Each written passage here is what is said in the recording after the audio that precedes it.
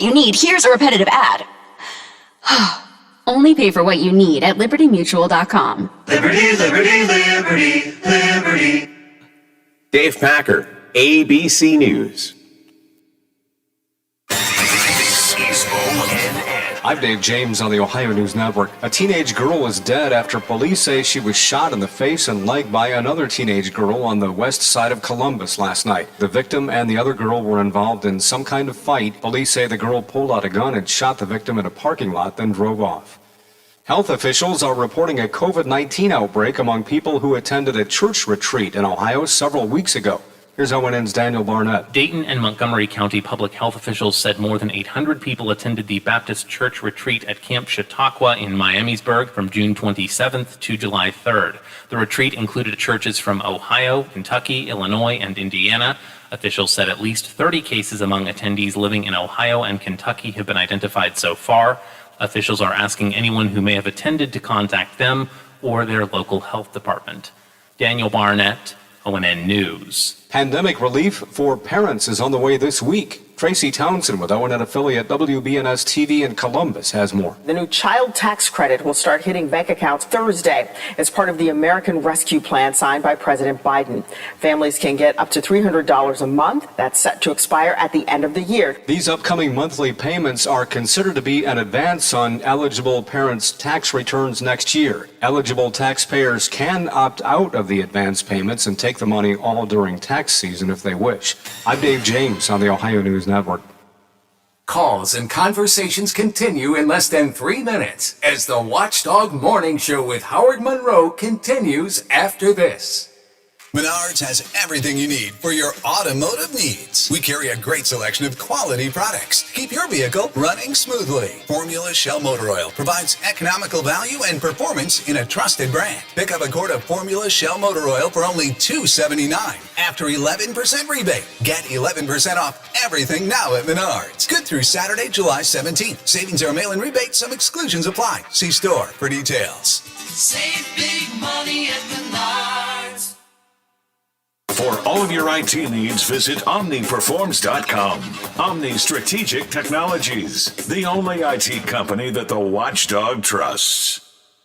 Hello, it's John Kozik, founder and president of TurboTrack Realty, and I buy houses as is, fast for cash. Call me today for an all-cash offer on any of your properties, and we can close within days at 614-362-2000, 362-2000. Do you own a property that's outdated and needs thousands of dollars in repairs? Great, I'll buy it. I'm a private real estate investor who can solve your real estate problems fast for cash. Do you want to sell and just be done with it? Okay, great. I buy vacant properties, boarded up houses, pre-foreclosures, and inherited properties. I also buy apartment buildings, rental portfolios, divorce homes. I even buy my tenant won't pay me the rent houses. I look forward to solving your real estate problems today. Give me a call for an all-cash offer at 614-362-2000, 614-362-2000. Plumbers and Steam Fitters Local 83 want to thank the owners and contractors of the Ohio Valley for using their local...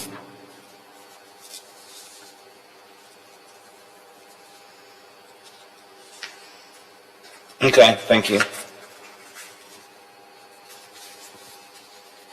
They also do residential, commercial, and industrial work on both sides of the river. For more information, call Plumbers and Steam Fitters Local 83 at 304-233-4445. My little girl hurt her foot and needed a doctor fast, but her physician wasn't available, and I wanted her seen as soon as possible. Then I remembered the Wheeling Hospital Urgent Care, right in downtown Wheeling at the Stone Center on Market Plaza. Open 9 a.m. to 9 p.m. every day, the center is ideal if you have a sudden sickness or injury. The doctors and nurses were great, and they also provided x-rays, a pharmacy, and lab draw station. No appointments needed, and convenient parking is nearby. Wheeling Hospital Urgent Care. They'll take good care of you. Hello, everyone. From the Watchdog, I'm the Storm Tracker, Darnell Foster, with a look at your local weather forecast for your Tuesday. Isolated thunderstorms, otherwise clouds and sunshine through the afternoon. The daytime high near 84. Overnight low of 71 degrees under partly to mostly cloudy skies. Clouds and limited sunshine for your Wednesday, with a few showers on and off. a daytime high near 82. Have yourself a great day, everyone. From the Watchdog, I'm Darnell Foster. The views and opinions expressed on the following program are not necessarily those of this station or its sponsors. And welcome back. Guess what day it is? I don't know, man. Why don't you tell me? It's Friday. Say what? As in National French Fry Day. Right fried potatoes? Yeah, French fries. It's National French Fry Day, y'all. Yes, French fries. Must quench with French fries. I said French fries! Grab some ketchup. It is National French Fry Day. All right, it's showtime.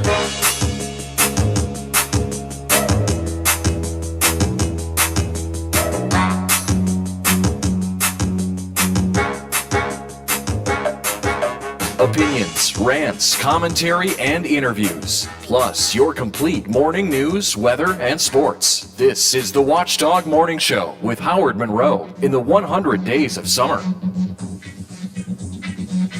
It is 74 degrees at the Wheeling, Ohio County Airport. 74 degrees here at the home studios in the Elm Grove section of Wheeling. 73 at the Robinson Auto Group studios.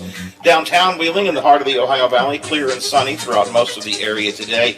You heard Darnell mention, and Zach told us earlier, going to be a very muggy day today. Rain maybe this afternoon. Could be even an isolated thunderstorm. But other than that, just going to be a hot, muggy day. 84 the predicted high for the day. Where have we been and where are we going this morning? Well, new child care tax credit takes effect this week, and Mary Stewerman was reporting on that for us about the impact of it on the Buckeye State. Governor Justice has removed most of his COVID restrictions for us, but he still continues holding his own press events remotely inside his bubble. Ogden newspaper reporter Stephen Adams was with us to talk about how frustrated the reporters are not being able to really ask good questions or follow-up questions or to remind the governor he didn't answer their question. Bray the intern, the top gubernatorial aide to Governor Justice, Bray Carey, is leaving the governor's office. The fallout continues over Delegate Joe Jeffrey's crass TikTok video. And on the national scene, our national correspondent Tom Squitieri and I were talking about the Texas Democrats getting out of Dodge, leaving Texas to try to avoid a quorum so they can't have a vote on a restrictive voting rights bill that the Republicans are proposing in Texas. And we're getting out of Dodge in Afghanistan. We had a good conversation about that. I'll put all of that stuff up on our podcast page a little bit later on this morning here on the Watchdog Morning Show. And right now I want to talk about paid family leave. It is an issue that circulates around from time to time. There was a paid leave proposal in the legislature, I think, this past year that did not pass, but a couple of the grassroots groups are trying to resurrect some interest in it. And with us this morning from the Center on Budget and Policy is Kelly Allen, who's been with us before. Kelly, good morning. Hi, Howard. Good to have you here. And rattling the windows, as she always does, is Amy Jo Hutchinson. Good morning, Amy. Good morning, Howard. Hi, Kelly. Hi. Just trying to get everybody in the mix here. So, ladies, Kelly, talk to me about the importance of paid leave. Let's begin with talking about what it is and what are some of the facts that we know or figures we know or implications of it. Sure. Well, Amy Jo and I and a broad group of organizations and individuals are working together to make paid family and medical leave a reality for West Virginia workers this year. And like many things, the pandemic really exposed this glaring weakness in our system. But like you said, paid family and medical leave has been an issue and a need for a long time. So basically what a paid family and medical leave policy would do would allow workers to take paid time off, generally up to 12 weeks, for the birth, adoption, or fostering of a new child, for their own serious illness, or for caregiving needs for a seriously ill family member. And this is really important for workers. We know 1 in 4 women goes back to work within 2 weeks of having a baby. We also know that 1 in 5 retirees report that they were forced out of a job or had to retire earlier than they wanted to because they had family caregiving responsibilities. So we know this is an important policy for workers. But it's also a really important policy for businesses, particularly small businesses, because paid leave policies, they boost morale, they boost worker productivity, they help with worker retainment. So it's really a policy that's a win-win for all. But despite all that, at the national level, we haven't seen any action taken around this for over 28 years. Back in 1993, when the Congress passed the Family Medical Leave Act, which is only unpaid leave and only applies to some workers. Let me devil's advocate this here a minute, Amy, with you. You are a single mom. You raised two wonderful girls. You do a great job of that. You didn't have paid leave, did you? You managed to survive. I didn't have paid leave, but my situation was a little different, Howard, because I was also self-employed at the time when I had my kids. But, I was thinking the other day, I'm hearing stories from women who, like Kelly said, they're returning back to work after 2 weeks after giving birth. And I was thinking, the child care centers won't even take infants until they're 8 weeks old. Right? So both of my children were C-section babies, and I wasn't even allowed to drive, Howard, until my kids were 6 weeks old, and that was cleared by my doctor. So we have women going back to work who haven't even been able to heal or haven't even been able to really get past that, that one big burst of hormones, to be honest with you, who are having to return to work because they don't have vacation or paid sick time, and they have to do it because of, they're not going to survive without returning. And Kelly, we're talking really more, I went to Amy Jo and talked essentially about what we might call maternity leave or something, but really this whole concept of paid family leave and medical leave is a lot broader than that, right? It is. We do think of new parents a lot when we think of paid family leave, but the medical leave side of things is just as important. So in West Virginia, we have a really significant, rates of chronic illness. We are an aging state, so I think we have one of the highest percentages of workers that are age 55 or older. So as people have their own health issues, or as, families and workers are balancing caring for their kids at the same time as they're caring for their parents, that's a really important category of leave too. And thinking about somebody who has a really serious illness diagnosis, they're going to take that time off from work, whether it's paid or not, or whether it's job protected or not, if they need treatment. But the difference is, do they come back to work afterwards or not? And paid family medical leave allows them, to have job protection and to come back to work when they're healthy. And again, the business gets to keep a skilled worker who knows what they're doing, and they don't have to, retrain, rehire, and incur all those costs that are related with worker turnover. A couple of years ago, I was in the hospital for well over a month. I had heart problems and all kinds of problems, and it was a bad period of time. And fortunately, I was lucky. My employer here at the radio station kept on paying me, but I kept thinking the whole time, when are they going to stop? Because I can't get back to work, and then I've got time to recuperate and so on. So, I was lucky, but a lot of people aren't. Sometimes it's not a choice. You just don't have a choice. You've just got to quit work or leave work or work without pay, because what's your option? Exactly. And so much of what we're talking about lately in West Virginia is like, how do we get people back to work? And at the state level, we're kind of using the stick approach in terms of canceling federal unemployment benefits and things. But we want folks to think about, like, what are the supports that workers need in order to go back to work? Amy Jo mentioned, child care centers. If you can't even get your child into a child care center, if you can't even be assured time off if you have an illness, like, these are the kind of things, family supports that we know help folks get to work. And in West Virginia, we have a 10 percentage point gap in labor force participation between men and women, which we know from research is attributable to lack of policies that address the needs of families. So this is kind of a carrot, compassionate approach to making sure families have what they need to be able to work. Oh, come on. And Amy, this. The reality is that people weren't coming back to work because they were suckling on the federal teat of extra unemployment, and they were just lazy and they didn't want to go back to work, and that's why we have to take that money away from them to make them desperate to go back to work. That's what's going on here. Those lazy people out there. That's what I'm reading an awful lot, Howard, on social media. You know, it has nothing to do with lack of a care infrastructure. I sometimes think folks who are not in the situation, and Amy, this is one of the things you've been able to do a lot over the last couple of years, is talk about your own experiences and help others, and to help legislators and so on get a better understanding of this. If you've never gone through it, you don't understand what's needed to really get, quote, back to work. It's not just McDonald's is hiring. I'm not picking on McDonald's, but you know what I mean. I mean, that's not the answer. It has to do with hours and leave and childcare and transportation. All of these things factor in, and I think there's a tendency to say, well, that's just your problem. If there's a job here, why don't you take it? I guess I'm rambling, not asking a question, but it frustrates me sometimes when I see some of the comments, especially on social media, that are made.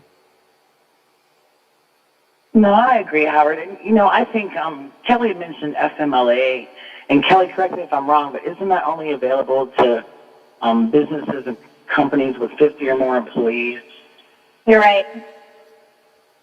Yeah, so I have a friend whose mother is right now she's going through chemo treatment. And so her transportation back and forth to the appointment is, she doesn't live in a county here, right? It's a county, she's a couple counties away, but she has to come to Wheeling for a treatment.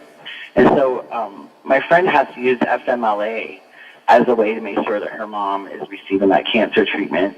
And she's not being paid for that time off. It just pretty much guarantees they can't fire her, right? And that has a timeline as well. And so what a difference that would make in her life, Howard, just to know that she would be able to, have all of these fears about losing her job, about not being able to financially make it, and then I think the beautiful part about this is that we're not going to be the ones who pay for it.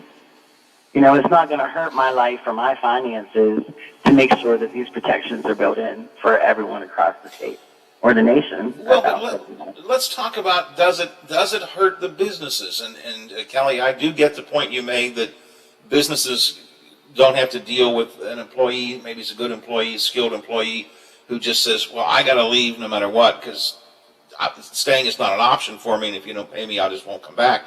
But paid leave does cost businesses. I mean, there is a cost to paid leave. So what we are advocating for right now is a federal proposal for paid family and medical leave that is likely to be considered in Congress as part of the recovery legislation that Congress is going to consider later this year. And right now, the way that the proposed plan is structured is that there would be no direct cost to businesses.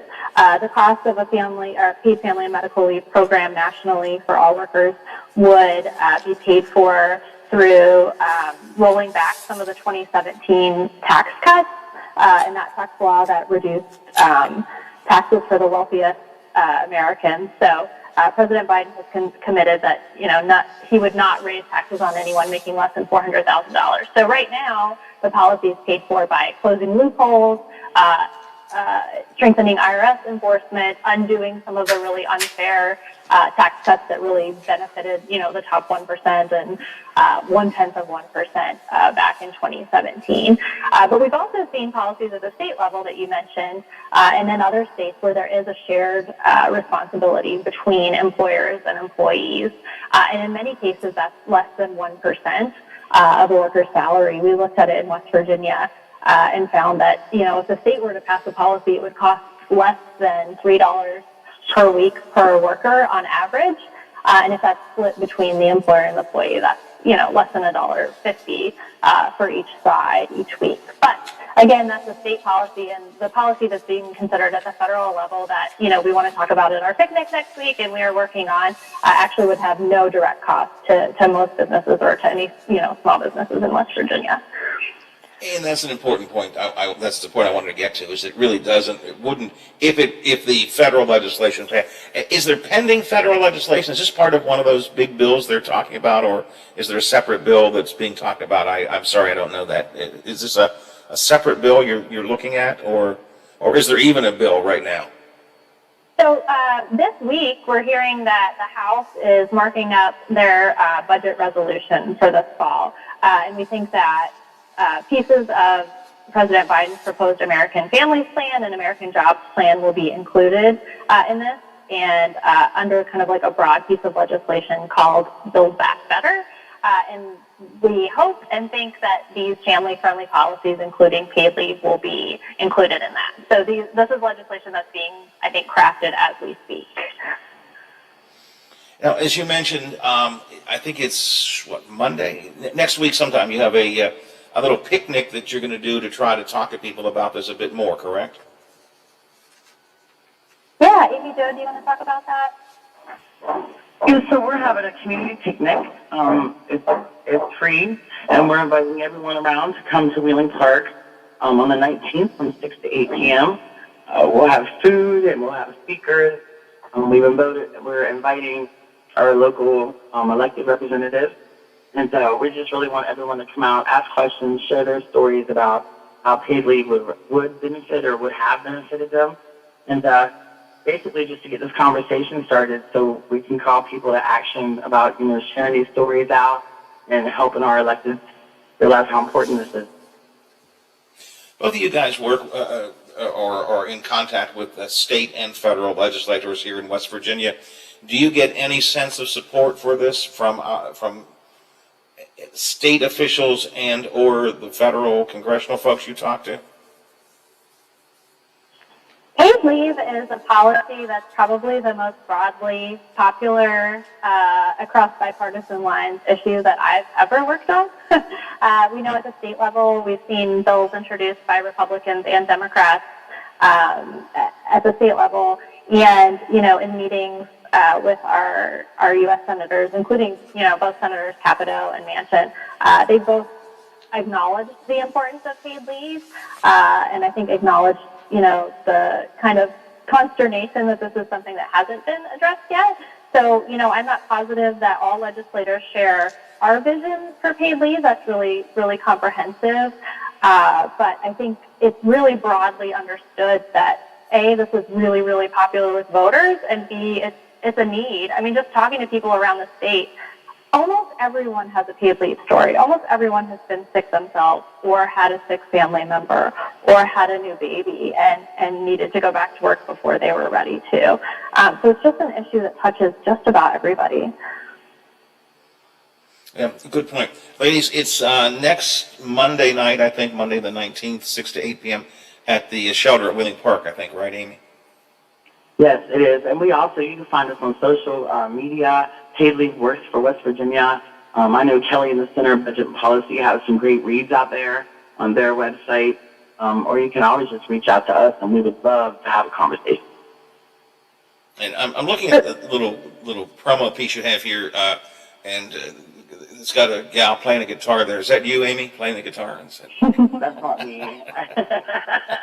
There will be live music, though. Free dinner, yes, there will live be. music, dessert. Jeff Happy will be there playing music. Yes. There you go. Okay, sounds good. I interrupted somebody. Somebody was going to say something a minute ago, and I forgot. Kelly, were you going to offer some final thoughts there?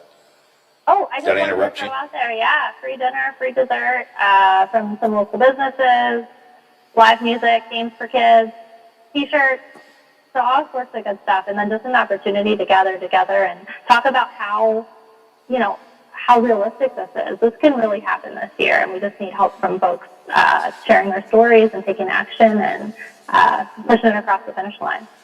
Well, I'm glad to hear your enthusiasm, because I got to tell you, I am just so disappointed in the attention that our elected officials, state and federal, really do give to the working men and women.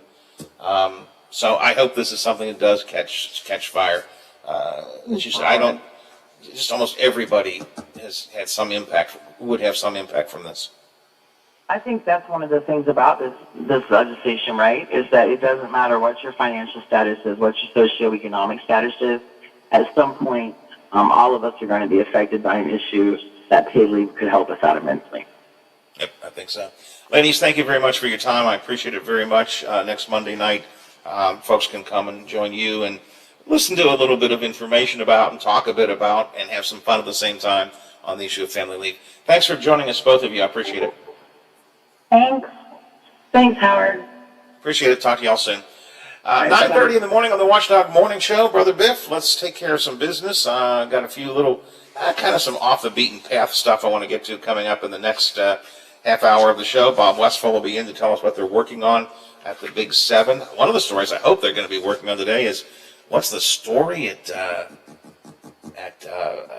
Weirton, where the city manager apparently resigned last night, told council members that he'd already contacted the prosecutor's office because they're violating the sunshine law. They're holding executive sessions when they shouldn't do that. Council got up and walked out of the meeting. No quorum, couldn't conduct business. What the heck is going on in Weirton? I'm hoping they're going to be working on that at the Big 7 today. We'll find out. Bob Westphal with us the next half hour as well. It's 9:30. We are the Watchdog Morning Show here on WKKX and WVLY. The Metro News Update is brought to you by Thomas Auto Centers, Mall Road, St. Clairsville. Get the best deal at Thomas Auto Centers.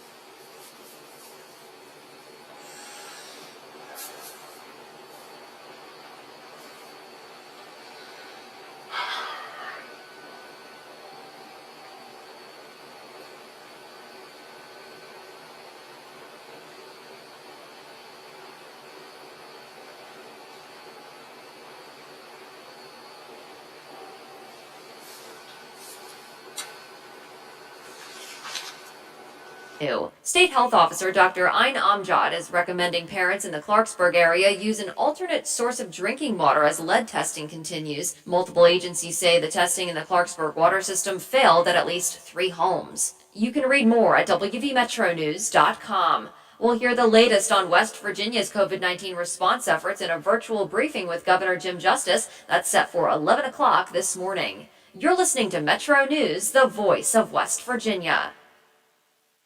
A new website for the Hope Scholarship Program is up and running for students interested in applying. State Treasurer Riley Moore says eligibility is for the 2022 school year. You cannot be eligible this fall, but in 2022, fall of 2022, that is when the program will begin. The scholarship allows students leaving the public school system to use $4,600 for a number of education costs. From the Metro News Anchor Desk, I'm Carrie Hudasek.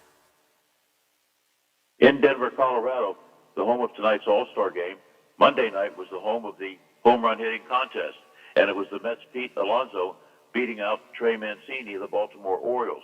Alonso became just the 3rd hitter to win back-to-back home run hitting contests. By the way, in round number 1, Mr. Bobblehead hit 35 home runs. He hammered at least 4 home runs on the night, 500 feet or more. Here's an interesting note for you this morning. Alonso earned $1 million for his efforts in the home run hitting contest. His salary with the Mets, it's only $675,000 a year. That's the best bargain in baseball. But, of course, we all know in a couple of years, because he's on that rookie salary, that will change. And during a celebration in Tampa, the Stanley Cup suffered a dent. That's right. The cup was removed from the celebration immediately and shipped back to Canada for repairs. Sportscaster Pierre McGuire in the news. He is the new Senior Vice President of Player Development for the Ottawa Senators. McGuire, if some of you remember, was an assistant coach of the Pittsburgh Penguins back in 1992 when the Penguins won a Stanley Cup. Some bad news for the United States men's Olympic basketball team. Another loss. Their 2nd in a row. Monday, they were defeated by Australia, 91-83. The good news? It's just an exhibition game. I'm Bill DeFabio on sports, and we are the Watchdog. You know, there's variety shows, and then there's, well, my variety show. I'm Bill DeFabio, and I bring you the best variety talk in the Ohio Valley, quite possibly the world. Join me from noon till 2 to talk sports, nostalgia, and hear from some of the legends of the game. You won't believe who I have on next. The Bill DeFabio Variety Show, noon till 2 on the Watchdog. Babies come with lots of decisions. Cloth or disposable? Crib or bassinet? So when it comes to protection, go with the safest, most effective choice, vaccination. Get all the recommended vaccines for your baby by age 2 to protect your child against 14 serious childhood diseases. For more reasons to vaccinate, talk to your child's doctor. Go to cdc.gov/vaccines or call 800-CDC-INFO. A message from the Centers for Disease Control and Prevention. Introducing our new redesigned 7 News app. Our new app features a sleek, modern design, an easy-to-navigate home screen with quick access to local news content, and a localized weather forecast. Subscribing to notifications is easier, and with one tab, you have access to recent push notifications. There are more ways to watch and find video. To get the new WTRF 7 News app, just update the latest version or download the WTRF 7 News app in your Apple or Google Play Store by searching WTRF. A serious injury from an accident can be just the start of your worries. What if you cannot return to work? How do you take care of your family if you're disabled? At Gelner Law Offices, we represent seriously injured people and understand their problem. We know how to get you fair compensation. We will work hard to make sure you get the money you deserve for your losses. Don't go it alone. If you're hurt in an accident, call us at 304-242-2900 or visit us at gelnerlaw.com. We'd like to help. Hi, it's Tony Caridi, host of the CityNet Statewide Sports Line right here on Metro News. Join the Senator, Brad Howe, Coach Greg Hunter, and myself as we discuss the day's biggest sports stories, talking with coaches, former players, and sports writers from all over the state and across the nation, bringing you the latest from the high schools, colleges, and the pro game. So don't miss the CityNet Statewide Sports Line weeknights at 6:06 here on the Metro News Radio Network and streaming live at wvmetronews.com. Watch out! He could climb on his soapbox at any time. The Watchdog Morning Show with Howard Monroe continues. 74 degrees, Wheeling, Ohio County Airport, 74 here at the home studio, 73 at the Robinson Auto Group Studios, downtown Wheeling, in the heart of the Ohio Valley. Mostly clear and sunny outside today. 9:37, 23 before the hour. We were talking last hour with Stephen Adams from the Ogden newspaper chain about a column he wrote, a reporter's notebook piece he wrote, basically discussing the fact that Governor Justice is still conducting his press briefings. I actually could put a period there. He's still conducting his COVID briefings, which I think really have run their course. But if he wants to conduct them, he just won't look reporters in the eye. I mean, he's conducting them from inside the bubble of his little reception room. It's all Zoom in. The reporters are controlled by somebody else who's holding controls of the speakers. So they'll say, "Brad McElhaney, you may ask a question." And they turn Brad on. And Brad can ask a question, and then they turn him off again. And then the governor can go on and rant and ramble however he wants to. Sometimes he just honestly misunderstands a question, so he doesn't answer the right question. Sometimes he purposely doesn't answer the right question, as all politicians do. He kind of dodges and weaves and goes someplace else. And they never turn Brad's mic back on. I'm picking on Brad, just one example, or Brad or Mark Curtis or Stephen Adams or Kenny Bass or any of the other reporters that are there. And they never turn his mic back on, so you can't ever get a follow-up question. Or you can't say, "Governor, that really didn't answer what I asked." He's in complete control. And I don't think that's right. And Stephen was suggesting it's not right as well, and talks about it in his column. There have been some rumblings of reporters kind of all getting together and basically saying, "We're just not going to cover him anymore. If we can't come, we're not going to cover him anymore." But A, that's just not a good approach to things. And B, you'll not get everybody to agree. If everybody says we won't go, one or two people, "That's great, I'll have exclusive access." So that's not going to happen. Anyways, all of this leading up to a text I got, 304-214-16 under the text line. "Howard, what's the difference between the governor being in his bubble and you being in your bubble at home during your radio show?" Well, there are a couple of things. First of all, I'm not the governor. That's the first thing, all right? I'm not the governor. I'm not an elected official. I am not in any way on this show or anyplace else engaging in a question and answer segment with anybody, all right? This is me and Biff and you guys when you have time to call in. We talk about things. And there's no difference. I mean, Biff can answer this. Biff has to work a lot harder when I'm here at home, and I always tell Biff every day how much I appreciate the hard work he does. But Biff, in terms of the way we conduct the show, other than we're doing it not looking at each other, I mean, we're doing the same kind of show we always did, right? Yeah, I mean, it's business as usual back here. It's just I can't see you. Right. So, I mean, it's not as if I haven't changed anything. I still can control who's calling in, not who calls in, but what calls we take. And sometimes I take your call, and most times I do, sometimes I don't. But, I mean, nothing is different here, other than that Biff and I are physically separated. But I'm not the governor. And again, it's not a press conference.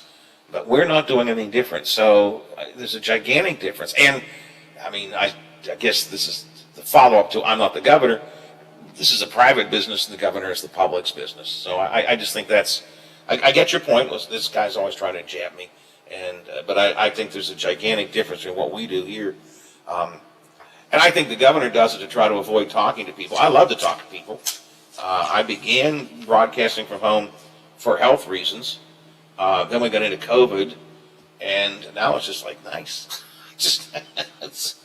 And honestly, right now, none of us can broadcast from the studio anyways because we're still dealing with the aftermath of last week's flood. So anyway, appreciate your text, though. Always do. 304-214-1600. 304-214-1600. Biff, I'm always shaking my head, rubbing my eyes, furrowing my brow over some of these, what I think get to be pretty silly political correctness movements, okay? I don't know if you saw this story or not. Bug experts, bugs like ants and wasps and bug experts are dropping the common name of one insect because it's an ethnic slur. The gypsy moth. Now, the gypsy moth is a very destructive moth that essentially, eats things that we don't want it to eat, right? They're invasive. They're destructive, especially in their caterpillar stage. They are able to literally denude an entire forest of leaves. The gypsy moth. But the people who, it's hard to believe there's an organization that does that, but I guess there's an organization for everything. So the folks who actually control the naming of insects, and there is a group, the Etymological Society names insects. They have begun to purge the insect names of any ethnic slurs. And so the gypsy moth can no longer be called the gypsy moth because it's a slur against gypsies. And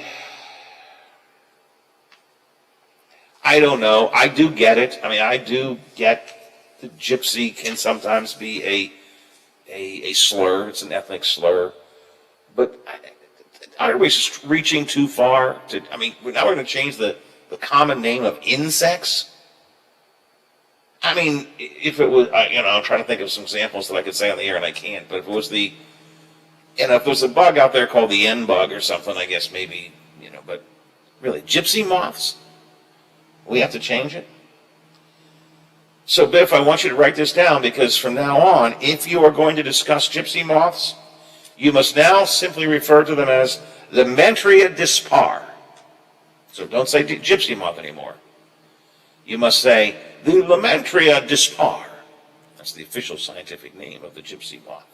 I think I'll still go with gypsy moth. Gypsy moth? It's easier. Yeah, I think so as well. Now, maybe it's because I don't really think of, I guess people that often are called gypsies are of a certain ethnic background, but I don't think of it that way. I tend to think of gypsies as people that wander around and don't have a fixed home. to me, gypsy is not an ethnic issue. It has a different connotation. But at any rate, and apparently the Entomological Society of America is looking at many other bug names to see if we have any other racially inappropriate or ethnically inappropriate or culturally inappropriate names for our bugs. I'm going to suggest there might be more important things in the world to worry about. Maybe I'm wrong. The Lamentria dispar. Please remember that from now on. If you see a moth, don't say, is that a gypsy moth? Just say, is that a Lamentria dispar? You will be laughed at. And if you're a little nerdy kid, you might be beat up. I'm speaking from experience on that, by the way. So, I'm just saying, don't do that. If you like weird stuff, and I mean that in a very good way. Now, the Ohio County Library today has Lunch with Books. Now, they have been going back to live Lunch with Books programs, but today's program is online only. So you got to watch it on Facebook or watch it on the library's YouTube channel. It is the Disordered Cosmos with Dr. Chanda Prescott Weinstein. She talks about physics, talks about all different kinds of unusual aspects of physics, the melatonin that we find in our skin, dark matter, which is a really fascinating subject, the subject of dark matter. I love the little PR here. It says, she does with a spin informed by history, politics, and the wisdom of Star Trek.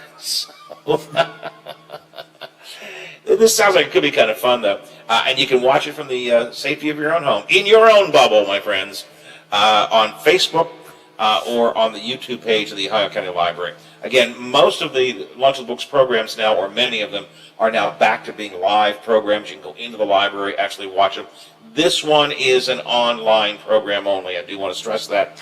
So you can grab yourself lunch at your home or at your office or wherever you want to, grab a sandwich and a cup of, what am I drinking here? Coca-Cola Cherry Zero or whatever, and turn on your computer and check on the Disordered Cosmos. It's the Ohio County Public Library event for today, online only. All right, not going to deal with that one. So anyways, I thought I would pass that along to you today at noon for that. 13 to the hour here on the Watchdog Morning Show. Do I have to do a break, Biffy? Yeah, we got to get one in.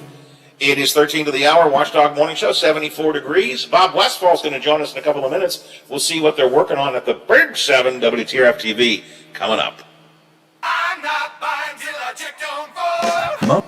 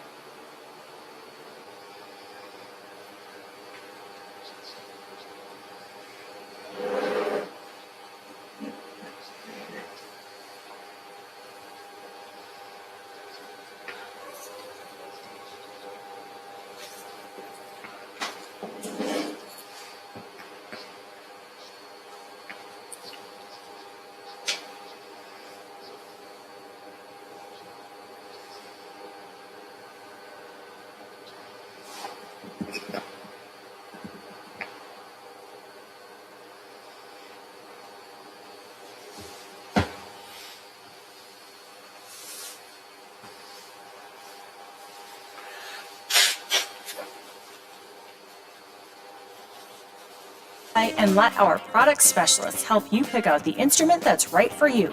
CA House Music, supporting local musicians since 1872. Play music for life.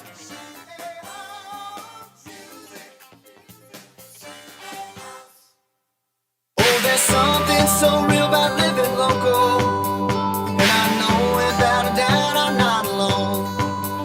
And I love living local. There's nowhere else I'd rather be. Said I love living local. WTRF is working for me. The Ohio Valley is where I love to be.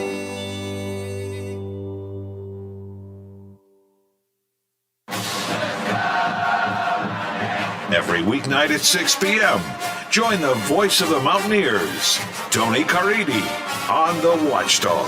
Tony informs and entertains WVU fans with the latest Mountaineer sports news.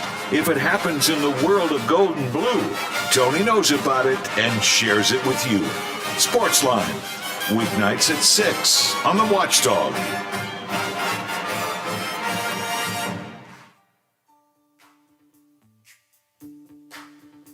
If you miss a part of the show or want to listen again, you can find conversations, interviews, and rants on our podcasts at Apple Podcasts or on WatchdogNetwork.com.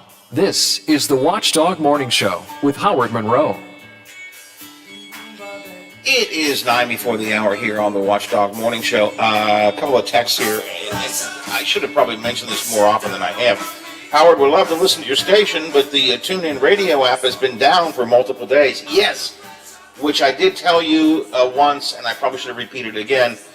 I'm not totally sure y'all understand the conditions Biff is working in right now. Our entire radio station is literally torn up. Our studio essentially doesn't exist. I mean, the physical piece of furniture is there.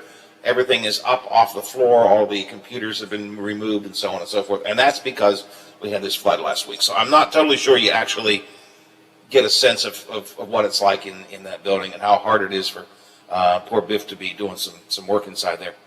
So the TuneIn Radio computer did indeed go down in the flood. You can listen to us streaming audio on our website, either WKKX or WVOY. You have the two options there on our website, watchdognetwork.com. And I do anticipate getting the TuneIn app for WKKX up again today. WVOY has been up the whole time. So maybe I should have said that more frequently after the little flood that we had last week. I do know that. We know that. We got it partially fixed yesterday. Hopefully the rest of it today. And also this text, Howard, since you're so happy at home, someone tell Bill DeFabio to stay home and do his show instead of driving in there every day. Actually, Bill is doing his show from home because, again, we got to give Biff, the gold star or the bronze star or something for holding out the fort there, because it is not easy to work there, and there is no studio from which Bill can actually broadcast. So he is doing his show from home. And those are a couple of little criticisms. People like to jab us, and that's okay. I get it. 304-214-1600 is a text line. 304-214-1600. Is Bob with us yet, Biffy? Still waiting on Bob. He may be working on a story that I just saw from the Big Seven across my screen, and I can't find any detail. There was a stabbing someplace. It popped up on my screen and it went away. It was from WTRF TV. Let me see, because I think if it's the same one that you're looking for, I think I just got it here. Yes, it was on. That's from yesterday. 3:50. Yeah. Okay. That was the 3:15 Monday. On South Penn Street, there was a stabbing. An arrest has been made. Oh, an arrest was made. Yes, Okay. an arrest was made in that stabbing from yesterday on Wheeling Island. Okay, so the news of today is an arrest has been made. Okay. Yes, that's the news. Arrest made in malicious assault incident on Wheeling Island. That was 9 minutes ago. Okay, so Bob may be tracking some more info about that. If he comes on, he can talk more about that. That's one story that you'll be hearing on the Big 7 today. I'm hoping they're going to track down some more info about what happened in Weirton last night, where Weirton Council, the city manager, I don't have any backstory on this. I only know what I read on the Big 7. The city manager, Joe Bartolomateo, resigned, and on his way out the door essentially said that he has turned over to the prosecutor's office, Ohio County prosecutor, I assume, because he's seeing a conflict of interest up there. So turned over to the Ohio County prosecutor's office information about the council not following sunshine law guidelines, and saying they've been in violation of executive sessions that weren't proper and appropriate. And then he resigned, or apparently resigned. Council got up, and several members of council got up and left. So there was no quorum. They could. So I'm hoping the Big 7 is going to follow up on that and do some work on that today and give us some more info about what exactly happened there and why it's happening. I don't have any backstory on that, and I don't know anything more than what I read on the Big 7. So I'm going to maybe try and find out some more about that today. Tomorrow here on this show, our old friend Matt Robeson coming in. Matt and I talk about the politics, although we're going to kind of shift a little bit away from the daily political news and talk about a couple of things I think you'll find interesting tomorrow. Political consultant and analyst Matt Robeson and I, Matt and I both have said we're trying to maybe step away from the daily political grind a little bit during the summer and talk about some other things. So we'll do that tomorrow here on the show. And coming up at 10:06 this morning, statewide talk line, Hoppy Kirchhoff will have West Virginia's 2nd District Congressman Alex Mooney on. He's going to be talking about Cuba, and there's a big protest movement going on in Cuba. Mooney's mother fled Cuba after having been imprisoned by the Castro regime, so he has some particular insight into the Cuban situation. He'll talk about that with Hoppy coming up today. Also, officials from the Department of Health in West Virginia talking about the water problems they're having in Clarksburg. Brad McElhenney is in with Hoppy to talk about Bray, the intern, leaving the Justice Administration. An update on the trial going on down in Huntington and Cabell County with Tom Magistro, an attorney for Huntington and Cabell County, in their lawsuit against the drug distribution centers. And the bromance will continue today, Biffy. Chris Steyerwalt. Chris Steyerwalt, once upon a time, the guy with the bow tie. I don't know if he wears the bow tie anymore or not. He's with the American Enterprise Institute and the Dispatch. Used to be with Fox News until he actually told some truth on Fox News, and they gave him the boot. Get out of here. What? Get out of here. So Chris will be on to talk about a couple of issues as well. That's all coming up today. Statewide Talk Line begins at 10:06. Live from the news desk at WTRF TV at noon. Go to Fabio, the variety show, right after that. And Dave Weekly has Hotline coming up at 3 o'clock this afternoon. So we got a lot going on for you here on the Watchdog. But right now it's time for me to say sayonara, see you, bye-bye, farewell. I got to go. I got to get out of here. Mr. Kirchhoff does have the calm coming up next. As for me, as always, good Lord willing, creeks don't rise. That phone doesn't ring. Don't get impeached. Don't retire. Ticker keeps on ticking. Don't eat so much that I just get sick, which is always a real possibility. And Teddy says, it's all right. You can go back to work tomorrow, Granddad. I'll be back tomorrow morning at 7 o'clock, and they go around to the big gig. Are you back with me, Brother Biff? I will join you for a Wednesday. Well, I'm thinking, what the heck? We might as well keep on doing it until we get it right. That could be a long time. Indeed.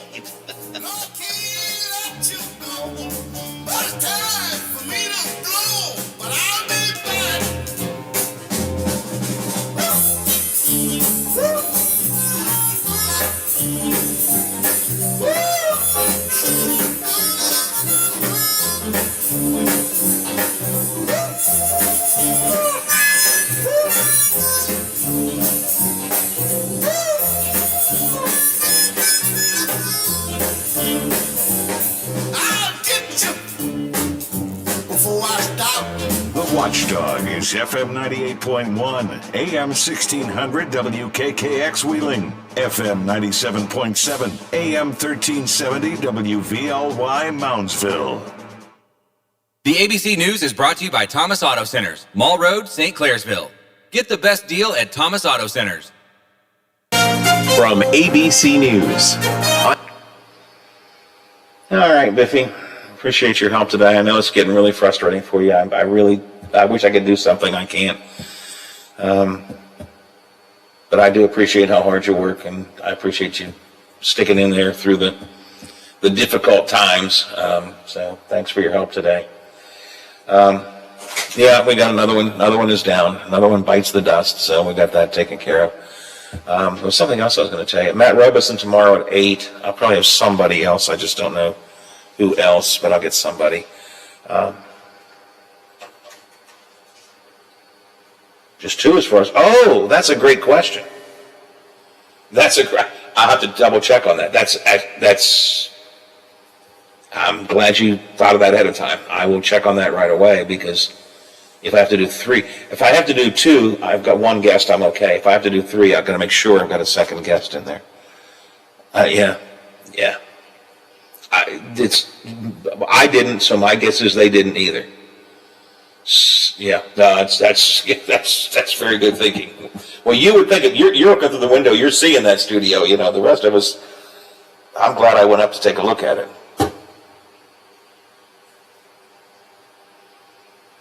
Well, Butch has done it remotely before, so he could do it remotely again. That's it. Those are both excellent. That's excellent questions, Biff. And thank God you thought of them, because I didn't. I will check on both of those things today. And then I don't know what we're going to do tomorrow from noon. I guess probably just SB, I guess, from noon to 3, because the mayor can't do a show. They can't do a show either, the mayor or the girls. Yeah. Yep. I hadn't thought this all the way through the way you have, so I appreciate.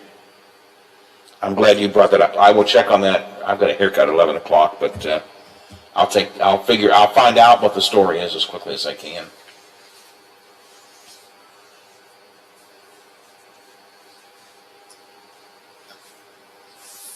Well,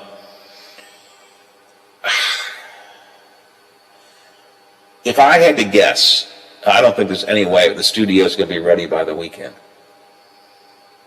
I could be wrong. I mean, I don't know. I'll check and see today what kind of timeline we have. But that's, again, those are all extremely. Yep, those are. Oh, God. Yeah. Yep.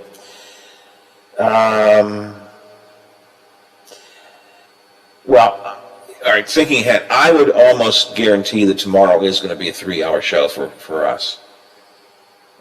I'll double check. Maybe there's some other plans, but I would imagine it's going to be a 3-hour show for us. Yeah, I will. Yeah, I hadn't thought the other stuff through. I thought any of that stuff through. So we've got the 9 o'clock hour tomorrow. We've got noon to 3 tomorrow. We've got Butch on Friday, and we've got the huddle. What did Polka do over the weekend? What did they do?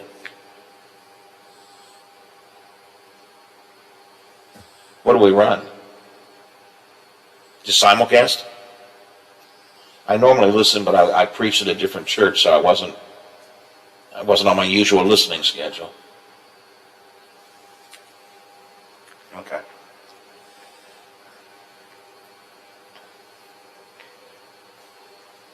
Yeah. Those are the only 2 live things we do, are the huddle and polka, right? Over the weekend.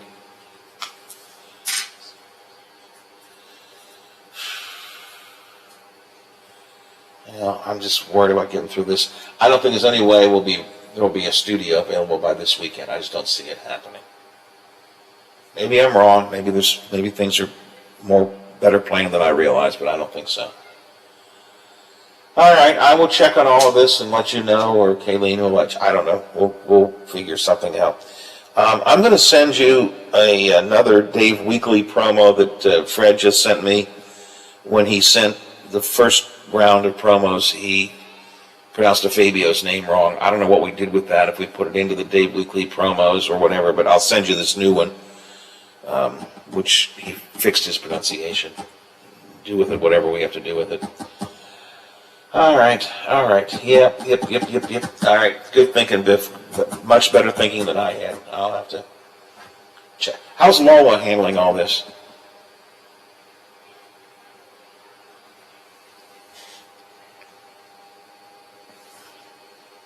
I wouldn't blame you. I'd get out of there as soon as I could.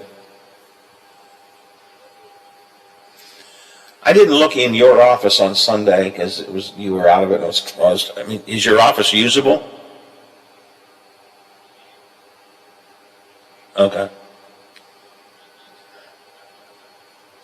Right.